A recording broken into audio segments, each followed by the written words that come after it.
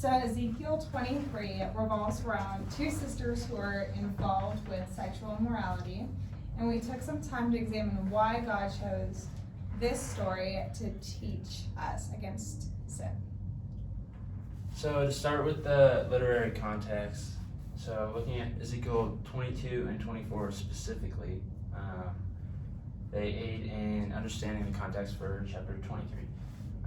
Chapter 22 documents the words that God spoke to the prophet Ezekiel about the judgment he was going to bring on the city of Jerusalem.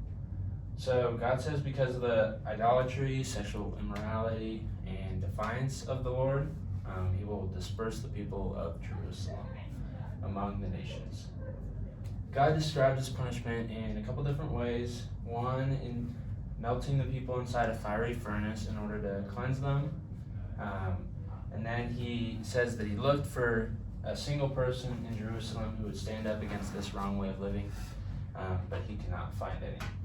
And then in Ezekiel 24, it's another prophecy about the fate of Jerusalem. This time, Jerusalem is depicted to being cleansed in a cooking pot.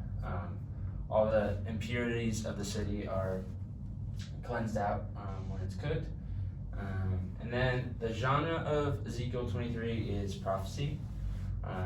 So God is speaking through Ezekiel, who documents God's words, and God is talking about what he's going to do with the unjust lifestyles that are going on in Jerusalem.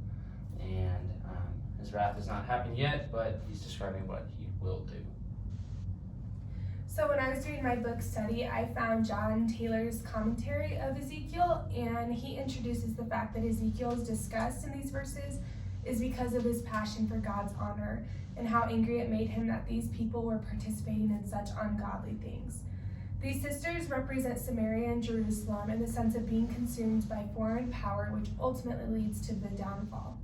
Ohala and Oholibah comes from a Hebrew word which means text.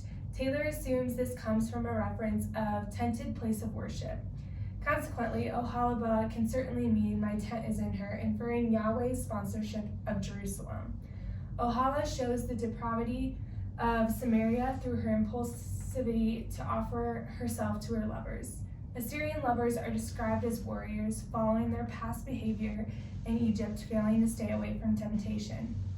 Ezekiel focuses on the sin committed between Jerusalem and the Babylonians. The temptation in both circumstances came from military men who were painted gorgeously on the walls of buildings. These glamour paintings prompted an invitation into the pleasure of adultery. Some may question why Oholibah still continued in prostitution and other sinful things when her sister was destroyed by them along with her family. As stated above, it was tough for people to turn away from their ways and resist the temptation they've already experienced before. So, God knew that this was all going on. Knowing that she came from Egypt shows us that she was used to these simple ways, and it was all happening around her. So, what does this passage mean for us as believers in the church age today? It's clearly a warning against idolatry and serving other gods, but most people today don't have stone or wooden idols that they keep on their mantle place and worship, bow down to every night. So how are we supposed to apply this?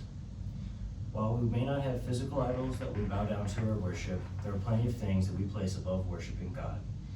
These things can range from sports, family, friends, schoolwork, relationships, anything like that. So the main thing a Christian in today's world can take from this passage is realizing how serious God takes idolatry and how jealous he is about himself, and that he wants us to serve and worship him and him only. So upon first look, just to summarize, this passage may seem really confusing, and we might not understand why God would choose this specific story to demonstrate the warning against sin.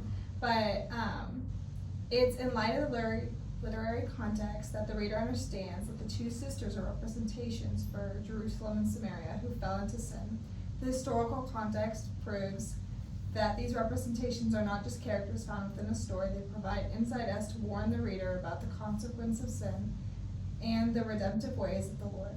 With this in mind, it is necessary that we execute our responsibility as a Christian to warn others against sin and offer them the ability to repent and fixate their hearts on God.